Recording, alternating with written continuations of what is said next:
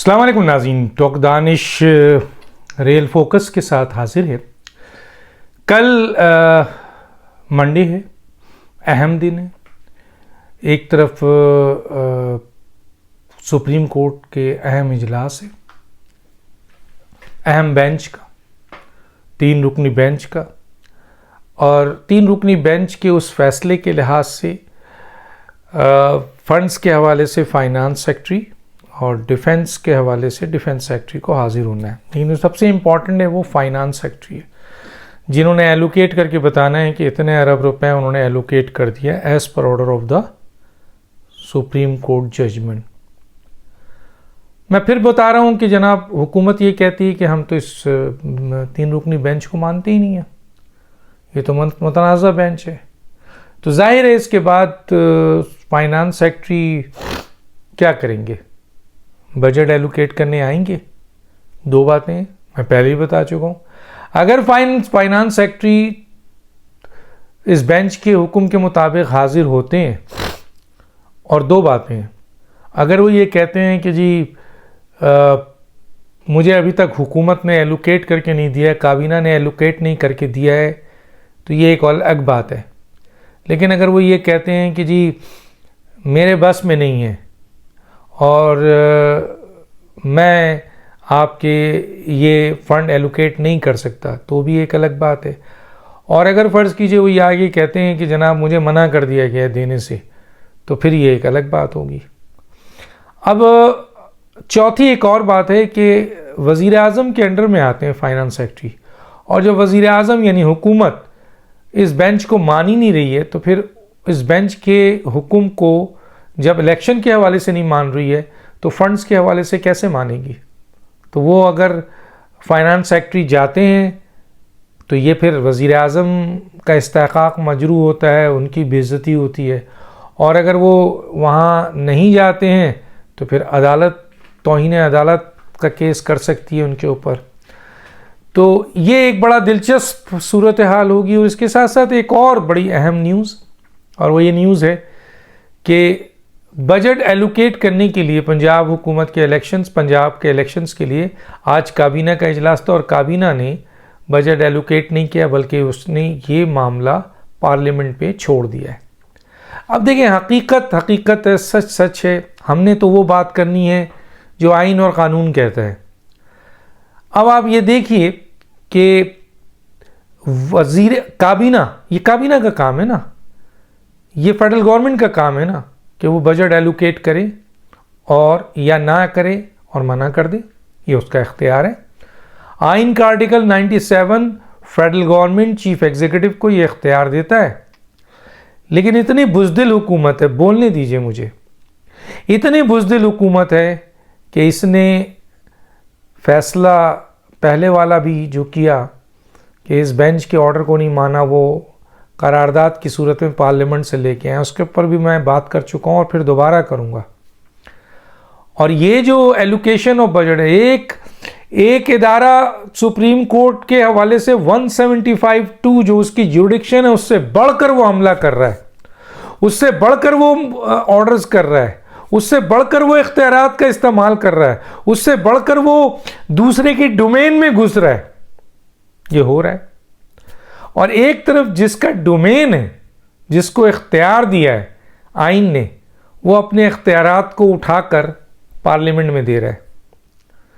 यानी 85 की वो बहादुर फौज वजीर आज़म की, काबीना की, वो इतने बुज़दिल है कि वो फाइनेंस के इस मसले को, जो उनका इख्तियार है, जो उनका काम है, यानी फेडरल गवर्नमेंट का काम है एलोकेशन ऑफ बजट, वो मामले को वो पार्लियामेंट में ले जा रहे हैं। क्यों आखिर क्यों? इसलिए कि ये हुकूमत इतनी बुज़दिल है कि ये समझ रही है कि अगर हमने ये फैसला किया, जो कि इनका करने का फैसला है, जो इन्हीं का काम है, तो फिर मुअज़्ज़ज़ अदालत जो 3 रुकनी बेंच है, वो वज़ीर आज़म को नाअहल करेगा और काबीना को नाअहल करेगा। आप ये देखें, एक तरफ चालाकी है और एक तरफ कितनी बुज़दिली है कि मुल्क का वज़ीर आज़म अपनी इख्तियारात की बुनियाद पर, भाई आपको इख्तियार है, आप मना कर दें या दे दें, और अगर आप देना चाहते हैं तो दे दें, और नहीं देना चाहते हैं तो स्ट्रेट अवे मना कर दें। आप कहें कि जी हम तो आपको मानते ही नहीं, हम आप अपना सेक्रेटरी तो नहीं भेजेंगे, जो करना है आप कर लें। लेकिन आप इस बुज़दिल हुकूमत को देखें कि अपने दूसरों का कंधा तलाश कर रही है, और आज से नहीं कर रही है, काफ़ी अरसे से मुख्तलिफ इशूज़ के ऊपर, कभी इलेक्शन कमीशन पे, कभी सेशन कोर्ट पे, कभी हाई कोर्ट पे, कभी दूसरी कोर्ट पर इंतज़ार में है कि वो नाअहल कर दें, इंतज़ार में है कि वो अरेस्ट कर लें, इंतज़ार में है कि वो एक्शन ले लें। अरे भैया, आपके इख्तियार में जो कुछ है वो तो एक्शन लो। आपने अभी तक एक्शन नहीं लिया, ना रेफरेंस पे एक्शन लेते हैं, ना नाअहलियत पे एक्शन लेते हैं, ना गिरफ्तारी पे एक्शन लेते हैं। इतनी बुज़दिल हुकूमत है। बुरा नहीं मानिएगा जो लोग इस हुकूमत से रिलेटेड हैं, लेकिन हक़ाइक़ यही है कि आप अपनी ताकत, अपना इख्तियार, पता नहीं कौन सा कानून है, कौन सा आइन है, और जो पार्लियामेंट इंतज़ामी मामलात में इंटरफेयर करेगी तो इसका मतलब है कि वो आइन के आर्टिकल 97 की खिलाफ वर्जी करेगी, क्योंकि किसी पार्लियामेंट को ये इख्तियार नहीं है कि वो इंतज़ामी मामलात का फ़ैसला करे कि बजट दिया जाएगा या नहीं दिया जाएगा। बहस तक तो उम्मीद है, आप बहस कर लें वहाँ, लेकिन जो लास्ट टाइम भी जो करारदाद पास हुई, देखें आपका इख्तियार था, आपने 191 में जो जुडिशल रूल्स थे उस रूल्स को अमेंड कर दिया, ये आपका इख्तियार था, कानूनी इख्तियार था पार्लियामेंट का, किया, कोई मसला नहीं। सदर के पास गया, सदर ने उठाकर उसको वापस फेंक दिया और कहा कि जी मैं ये मुत्तफिक नहीं हूँ इन चीज़ों से। वो सदर का ये इस्तेहकाक पावर दी हुई है, ज़ाहिर पार्लियामेंट फिर करेगी और फिर भेजेगी, ये कब तक रोक सकेंगे? एक टाइम है इनके रोकने का। लेकिन अगर पार्लियामेंट जुडिशल मैटर पे, जजेस के कंडक्ट पे, आपके बेंच के फैसले पर, उनकी ड्यूटीज पर कोई करारदाद लाती है, बहस करती है, डिस्कस करती है, तो आइन के आर्टिकल 68 की खिलाफ वर्जी है। जो उन्होंने किया है, जो 42 अरकान ने साइन किया है, वो आइन शिकनी की है उन्होंने, इसमें कोई शक नहीं है। अगर सुप्रीम कोर्ट ने आइन के आर्टिकल 175(2) की खिलाफ वर्जी की है, 189 की खिलाफ वर्जी की है, काजी फाइज ईसा के मसले पे, इलेक्शन के मसले पे 219, 218, 222, 226 इनकी खिलाफ वर्जी की है, आइन के इलेक्शन एक्ट 58 की खिलाफ वर्जी की है, तो वहीं पार्लियामेंट ने आइन के 68 आइन, दोनों आइन शिकन है। लेकिन यहाँ पे तो देखें, यहाँ पर क्या गेम खेला जा रहा है कि फंड्स एलोकेट करना फेडरल गवर्नमेंट का काम है, काबीना का काम है। काबीना ने अपना काम उठाकर पार्लियामेंट में दे दिया है ताकि उसका सहारा मिल जाए, और उस सहारे के तहत जुडिशरी जो है वो पार्लियामेंट के खिलाफ एक्शन नहीं ले सकेगी। नहीं, जुडिशरी का काम है कि अगर आइन की खिलाफ वर्जी हो रही हो, चाहे पार्लियामेंट का कोई मेंबर ले रहा हो या पूरी पार्लियामेंट ले रही हो, तो वो एक्शन ले सकते हैं, पूरी पार्लियामेंट को घर भेज सकते हैं, उनके पास इख्तियार है, बशर्ते कि वो आइन के खिलाफ वर्जी है। तो 68 आइन की खिलाफ वर्जी है, और ये जो फंडिंग के हवाले से जो पार्लियामेंट में गया है, ये भी आइन की खिलाफ वर्जी होगी। ये एग्जीक्यूटिव का मैटर है, ये पार्लियामेंट का नहीं है।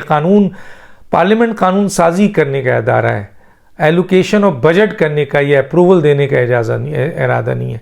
डिस्कस आप ज़रूर कर सकते हैं अपनी पॉलिसीज़ को, अपने कि हमारे पास ये प्रॉब्लम है, हमें ये मसाइल है, हमें ये पार्लियामेंट में डिस्कस हो सकता है, लेकिन फैसला फेडरल गवर्नमेंट ने करना है, वज़ीर आज़म ने करना है, चीफ एग्जीक्यूटिव ने करना है, आइन के आर्टिकल 97 ने करना है। लेकिन क्योंकि यहाँ सुप्रीम कोर्ट खुद वीक है, उन्होंने कई अनकॉन्स्टिट्यूशनल फैसले किए हुए हैं, तो फिर जाहिर है कि वो और उस पे सोने पे सुहागा कि चीफ जस्टिस के खिलाफ और इनके अपने बेंच के एक अहम तरीन जज के खिलाफ रेफरेंस दाखिल हो चुका है, और अंदर से जस्टिस काजी फाइज ईसा और जस्टिस अमीन ने एक जजमेंट पास कर दी है कि 184(3) के तहत ये नहीं हो सकता। तो चुनांचे यहाँ पर भी अनकॉन्स्टिट्यूशनल काम हुआ है, और जो भी हुआ है, 6 बेंच बनाया गया, जो कुछ भी, वो भी गलत हुआ। इवन कि यहाँ तक हो गया कि जस्टिस काजी फाइज ईसा का जो नोट था उसको आपके वेबसाइट पे जुडिशरी से हटा दिया गया, और ये जाहिर है चीफ जस्टिस की इजाज़त के बगैर तो नहीं हट सकता। तो एक तरफ पार्लियामेंट आइन तोड़ रही है, एक तरफ गवर्नमेंट आइन तोड़ रही है, एक तरफ जुडिशरी आइन तोड़ रही है। आप सोचिए कि इस आइन के साथ हर जगह खिलवाड़ हो रहा है। एग्जीक्यूटिव चीफ जुडिशरी को कैसे पकड़ेगी, वो खुद आइन तोड़ रही है। पार्लियामेंट जुडिशरी को कैसे पकड़ेगी, वो खुद आइन तोड़ रहा है। जुडिशरी हुकूमत और पार्लियामेंट को कैसे पकड़ेगी, वो खुद आइन तोड़ रहे हैं। समझने की कोशिश करें। तो अब कल होगा क्या?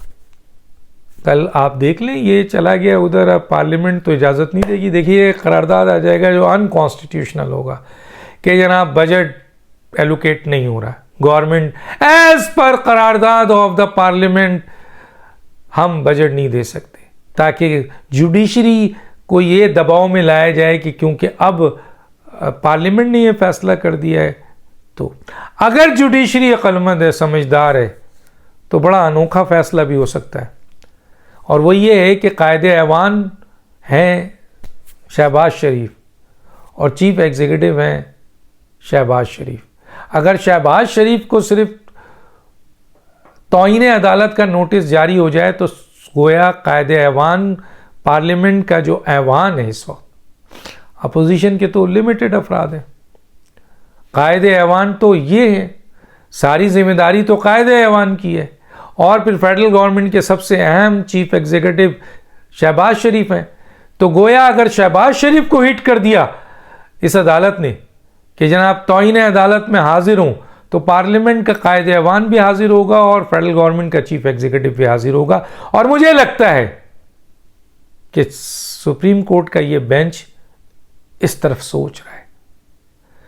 उसकी वीकनेस ये है कि सुप्रीम कोर्ट तकसीम है। अगर आज सुप्रीम कोर्ट तकसीम नहीं होती, अगर आज सुप्रीम कोर्ट तकसीम नहीं होती और सुप्रीम कोर्ट के तमाम जजेस एक प्लेटफॉर्म पे होते, तो पार्लियामेंट के 42 अराकीन के ऊपर आइन छीकने का मुकदमा होना था तौहीन अदालत का, और 85 की काबीना और वजीर आजम पर एक्शन होना था तौहीन अदालत का। लेकिन क्योंकि जुडिशरी खुद वीक है, तो इसलिए यहां पर जो सूरत हाल है वो ये है कि आइन पिस रहा है, आइन को दबाया जा रहा है, आइन को मसलन आइन शिकनी की जा रही है।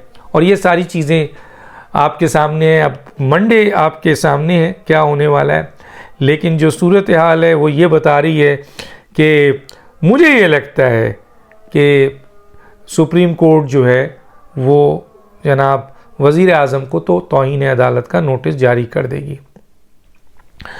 और एक लिहाज से फेडरल गवर्नमेंट जो है उसने काबीना का वजूद ख़त्म कर दिया। जो काम काबीना का है वो अगर पार्लियामेंट ने करना है, पहले वाला भी दूसरे वाला भी, अगर चीफ एग्जीक्यूटिव का काम पार्लियामेंट ने करना है, पहले वाला भी दूसरे वाला भी, तो फेडरल गवर्नमेंट गई पार्लियामेंट, काबीना गई पार्लियामेंट, वज़ीर आज़म गए पार्लियामेंट। चुनांचे इन्होंने अपने इख्तियारात उठाकर ख़ुद पार्लियामेंट को दे दिया है। जिनका ये काम नहीं है वो कानून साजी काम करना है, उनका इंतज़ामी मसला काम नहीं है, बजट एलोकेशन करना उनका काम नहीं है, किस जगह पर वो लगेगा, बजट जाएगा नहीं जाएगा, ये उनका काम नहीं है।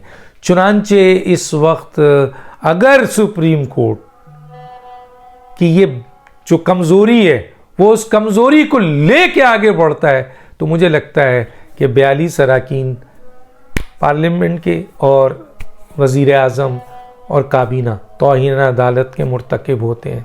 और अगर थोड़ा सा एहतियात बरतती है सुप्रीम कोर्ट, तो फिर कायदे ऐवान और वज़ीर आज़म जो फेडरल गवर्नमेंट का चीफ एग्जीक्यूटिव है और पार्लियामेंट का कायदे ऐवान है, इसको इशू हो जाएगा तौहीन अदालत का नोटिस। और फिर ये लड़ाई कहाँ जाके रुकेगी ये वक्त बताएगा। यहाँ पर सारी जिम्मेदारी, सारा फेडरल गवर्नमेंट अपनी बुज़दिलाना अमल से, इतनी बुज़दिल हुकूमत है कि अपने पूरे इख्तियारात को उठाकर अपने आप को ख़त्म करके उसने पार्लियामेंट के हवाले कर दिया है। हालांकि इसमें इत्तेहादी हुकूमत है, आप इत्तेहादियों से बैठ के तो बात कर सकते हैं, लेकिन ये इख्तियार, फैसला करने का इख्तियार काबीना का है, अप्रूवल देने का इख्तियार वज़ीर आज़म का है, फेडरल गवर्नमेंट का है। चीफ एग्जीक्यूटिव का है। डॉक्टर दानिश को याद दीजिए। अल्लाह हाफिज़।